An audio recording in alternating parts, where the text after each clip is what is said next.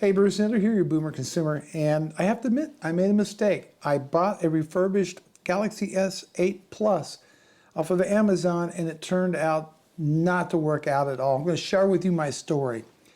So, I don't know, back in late August, I decided what I was going to do is scrap my traditional landline phone for business, and I was going to go with a cell phone. And given the kind of money, I'm just using it as a communications tool. Bottom line, I'm not using it as my daily phone. That's an iPhone, which my wife uses. That's a different story.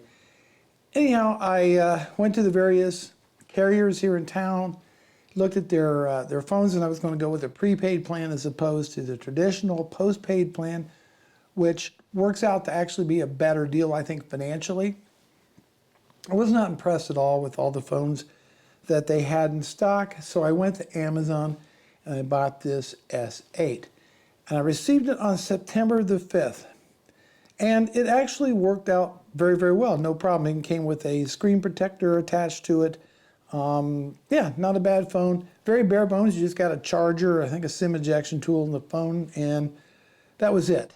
But it also came with a 90-day warranty, which we're going to talk about that in just a minute.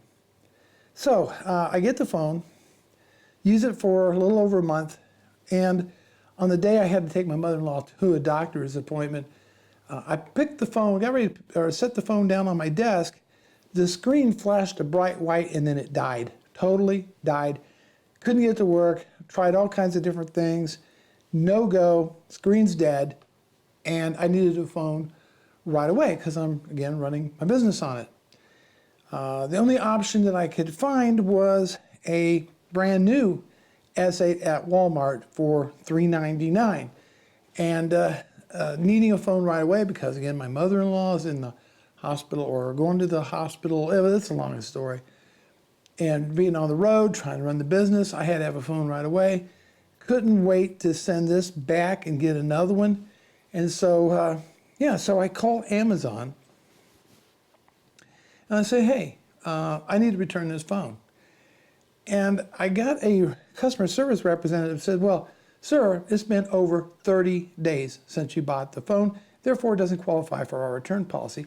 I actually had to make him go to the advertisement for the phone where it clearly states that there's a 90-day Amazon warranty, that they're backing this phone for 90 days and it can be returned and refunded in 90 days. And the guy didn't believe me.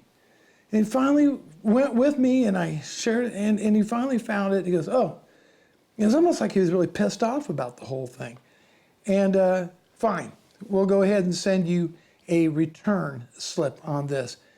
So I get the return slip, and there's language on there about you got to delete your Google and your Google accounts and all that on the phone. I can't do that because I can't use the phone. The screen is 100% dead on this thing. It's like a brick. So that's causing a little bit of problems, and basically what I'll have to do is change my Google passwords and all that. So when they do get it back at the refurbished, the reseller, I should say, that they won't be able to access my Google accounts. Furthermore, I'm not going to name the company that's actually the seller of this phone, but I actually looked them up, found a phone number, doesn't work. It's basically I think somebody's cell phone or something like that. Very dubious, very dubious.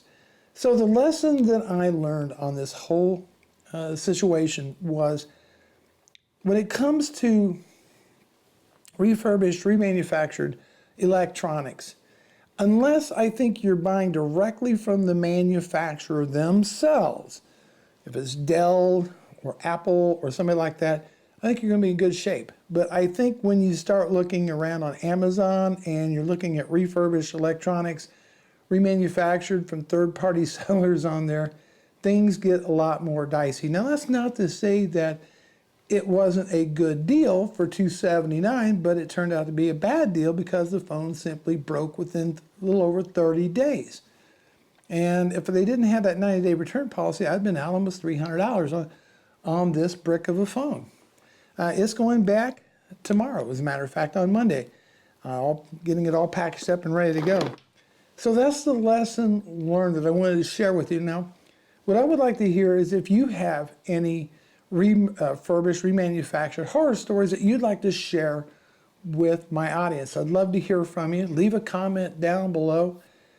It's unfortunate, but bottom line is, I think when it comes to phones, you're probably better off getting a new flagship that might be a year or two old as opposed to a used one, unless you know the seller and you know the phone's in good condition, or it's refurbished directly by the manufacturer. And that's all I got to say on that. Bruce Naylor, your boomer consumer. Lesson learned. Never do it again, folks. I just won't do it. I depend on my phone to run my business. It's a communications tool. I don't do a lot of other things with it. Basically stays here in the office, and I make calls, send text messages, Skype with employees, etc. That's really all I use it for. But it's an essential part of my business now, and I've got to have a phone that works. Incidentally, the phone that I bought, the replacement, I'm using the prepaid plan with AT&T. And wouldn't you know, would you not know, that within like 2 days of getting that phone, AT&T had a massive voicemail outage that lasted for a week and a half. Just crazy. Bad luck? Maybe, I don't know. But so it is in the world of technology. Bruce Naylor, your boomer consumer. I'll see you in the next video.